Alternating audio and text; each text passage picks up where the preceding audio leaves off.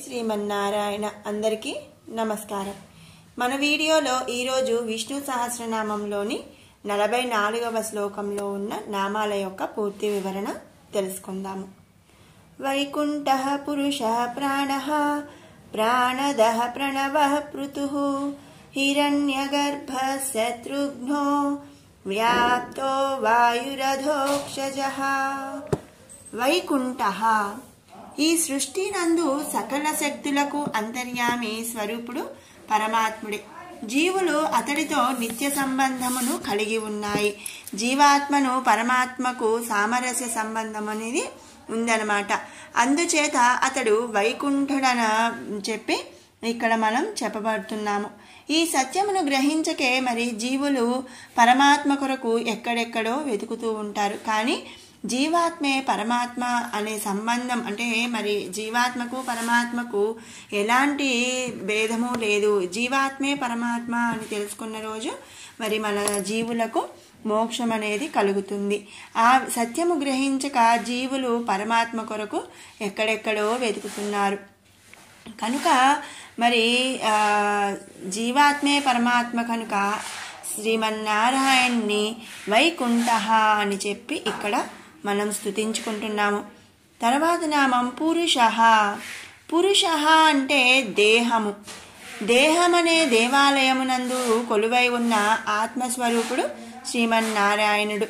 ఆ స్వరూపం అవ్యక్తమైనదనమాట, నాశరహితమైనది, దృష్టి చేత కనుగొనబడినటువంటి చైతన్యం అన్నమాట.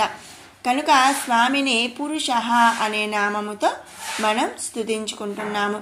తర్వాత నామం ప్రాణః. జీవులందు చైతన్యమే ప్రాణము. అటువంటి చైతన్యమును కలుగజేసి ఇంద్రియములకు శక్తి అందించేవాడు శ్రీమన్నారాయణుడు. ఎందుకంటే జీవాత్మకి పరమాత్మకి తేడా లేదు, జీవాత్మే పరమాత్మ అని చెప్పి మనం చెప్పుకుంటున్నాము. మరి జీవాత్మ లేని రోజు మరి మన శరీరంలో ఉన్న ఏ అవయవము కూడా ఏ ఇంద్రియము కూడా పనిచేయదనమాట. మన చనిపోయిన శరీరంగా మరి భావిస్తాం. కనుక ఎప్పుడైతే మరి ఆ జీవాత్మ ఉంటుందో ఆ జీవాత్మ మరి ఇంద్రియములకు శక్తిని అందిస్తుంది. మరి జీవాత్మ ఎవరండి? పరమాత్మ. పరమాత్మే శ్రీమన్నారాయణుడు. కనుక సకల క్షేత్రములనందు క్షేత్రజ్ఞుడైన పరమాత్ముడే ప్రాణములను కలిగించుచున్నాడు. అందుకనే మనం ఇక్కడ స్వామిని ప్రాణః అనే నామముతో స్తుతించుకుంటున్నాము. తర్వాత నామం ప్రాణదః. జీవులందు చైతన్య స్వరూపమైన పరమేశ్వరుడే మహాప్రళయ కాలమునందు తనలో లయం చేసుకొని తిరిగి ఉత్తర జన్మలందు ప్రాణములను పోస్తున్నాడు. అంటే ఏంటి అంటే మరి ఆయనే మరి మనకు చైతన్య స్వరూపుడు. అలాగే మరి మహాప్రళయ సమయంలో ఆయన మనల్ని లయం చేసేసుకుంటున్నాడు. మళ్ళీ తిరిగి ఉత్తర జన్మలందు ప్రాణం పోస్తున్నాడు. ప్రాణదః అంటే ప్రాణం పోసేవాడనమాట. అలా మరి జీవులకు మళ్ళీ ఉత్తర జన్మలందు ప్రాణం పోస్తున్నాడు. కాబట్టి స్వామిని మనం ఇక్కడ ప్రాణదః అనే నామముతో స్తుతించుకుంటున్నాము. తర్వాత నామం ప్రణవః. ప్రణవము అంటే ఓంకారం.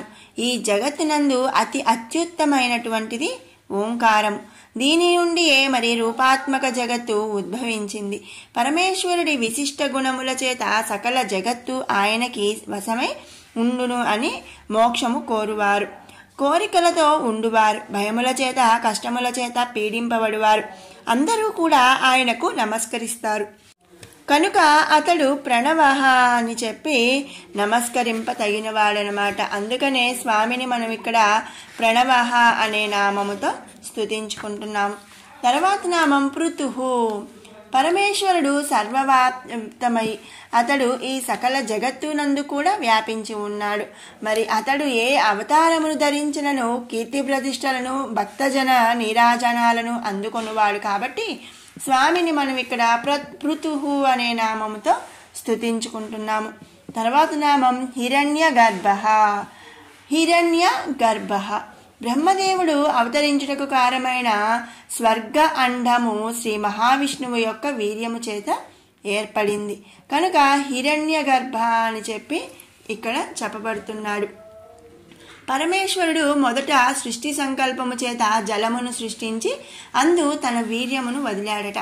దాని చేత అనేక రూపాలను ధరించాడు. అందుచేత హిరణ్య గర్భుడు అవుతున్నాడు. ఇక్కడ హిరణ్య అంటే ఏంటి అంటే మరి నీరు అని చెప్పవచ్చు. గర్భ అంటే మరి ఆయన అండము వదిలాడనమాట నీటిలో. అందుకనే హిరణ్య గర్భ అని ఇక్కడ మనం చెప్తున్నాము.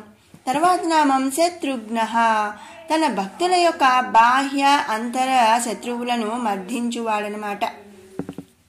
బాహ్య శత్రువులేంటి మరి అంతర్శత్రువులేంటి అంటే బాహ్య శత్రువులు అంటే తన భక్తులు చే ధర్మకార్యములకు ఆటంకములు కలిగించే వాళ్ళనమాట. మరి మంచి పని చెయ్యకపోయినా ధర్మకార్యములు చేయకపోయినా చేసే వాళ్ళకి కూడా ఆటంకాలు కలిగించే వాళ్ళు మరి ఈ సమాజంలో చాలా మంది అయితే ఉన్నారు. అలా మరి తాను చెయ్యకపోయినా కూడా ఎవరైతే ధర్మకార్యములను చేస్తున్నారో వారికి ఆటంకములు కలిగించేవారు స్వామికి బాహ్య శత్రువులు అన్నమాట. ఇక అంతర శత్రువులు అంటే కామ క్రోధ మత మాత్సర్యాది దుర్గుణములు. మరి ఎంత మంచి వాళ్ళైనా సరే మరి అందరిలో కూడా కామం ఉంటుంది, క్రోధము అంటే కోపం ఉంటుంది, కామము అంటే కోరిక, మధ మాత్సర్యాది అంటే మరి నేనే గొప్ప అనే అహంకారం ఉంటుంది, నాకు మించిన వాళ్ళు లేదనే మరి అహంకారం ఉంటుంది. ఇలా కామక్రోధ మతమాత్సర్యాది అనే దుర్గుణాలనేవి ప్రతి మనిషిలో కూడా ఉంటాయన్నమాట. ఈ రెండింటినీ చేయువాడు వీటి నుండి తన భక్తులను రక్షించేవాడు అనమాట. అంటే ఏంటి మరి బాహ్యంగా తన భక్తులు చేసే ధర్మకార్యములకు ఆటంకాలు కలిగించే వాళ్ళని బాహ్య శత్రువులుగా భావిస్తాడు. ఇక అంతర్శత్రువులు అంటే మరి ప్రతి మనిషి మంచివాడే అయి ఉండొచ్చు, కానీ తనలో ఉండే కామక్రోధ మత మాత్సర్యాలనే దుర్గుణములు వాళ్ళని స్వామి వైపు నడిపించకపోయి ఉండొచ్చు. లేదా మనం ఒక మంచి పని చేస్తున్నప్పుడు మనలో ఉన్న ఈ కామం క్రోధం ఇవన్నీ మళ్ళీ మనకి ఆటంకాలు అనేది కలిగించే అవకాశాలు అనేవి ఉంటాయి అన్నమాట. అంతే కదా. మరి మనం ఒక చిన్న కథ విందాము. ఏంటి, ఒకానొకప్పుడంట ఒక మునీశ్వరుడు అడవిలో ఉన్నాడంట. అటుగా వెళ్తున్నప్పుడు దారిన ఒక చెరువులో మరి ఒక తేలు అనేది మునిగిపోతుంది. అయితే దాన్ని కాపాడటానికి స్వామి ఏం చేశాడంటే అక్కడే ఉన్న ఒక చెట్టు ఆకుని మరి నీటిలో వదిలి ఆ నీటి మీదకి ఆ తేలు వచ్చిన తర్వాత ఆ ఆకుని తీసి బయటపడేశాడు. అయితే మరి ఆ తేలు ఏం చేసిందండి, మరి స్వామి ఆ మునీశ్వరుని కాటు వేసిందంట. మరి అప్పుడు అంటే మరి ఆయన గుణం ఏంటండి, కాపాడటం. దీని గుణం ఏంటండి, మరి కాటు వేయటం అన్నమాట.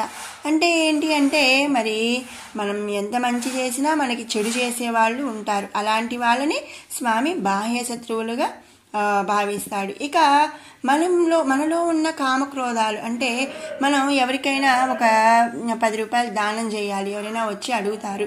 మనం ఏమనుకుంటామంటే అబ్బా 10 రూపాయలు ఉంటే నేను ఇంకేదైనా చేస్తాను అని అనుకునే అవకాశం ఉంటుంది. అలాగే వాడు ఏదో చేశాడు కదా అని మనం కోపంగా ఉండటం, ఇట్లా కొన్ని గుణాలు అనేవి మనం చేసే ధర్మకార్యాలకు ఆటంకం అనేది కలిగిస్తూ ఉంటుంది. ఇవి మరి స్వామికి అంతర్శత్రువులు అనమాట. ఈ 2 శత్రువులను, బాహ్య శత్రువులను అంతర్శత్రువులను మరి నాశనం చేసి తన భక్తులను రక్షించేవాడు శ్రీమన్నారాయణుడు. కనుక స్వామిని శత్రుఘ్న అనే నామముతో ఇక్కడ స్తుతించుకుంటున్నాము. తర్వాత నామం వ్యాప్త. మరి పరమాత్ముడు సకలమునందు వ్యాపించి ఉన్నవాడు కాబట్టి వ్యాప్త అనే నామముతో ఇక్కడ స్తుతించుకుంటున్నాము. తర్వాత నామం వాయు. జీవుల ప్రాణాధారమైన వాయు రూపమునందు దేహమును చైతన్యమును కలుగచేసి చలించేవాడు, దేహమును నాశనము చేసిపోవువాడు.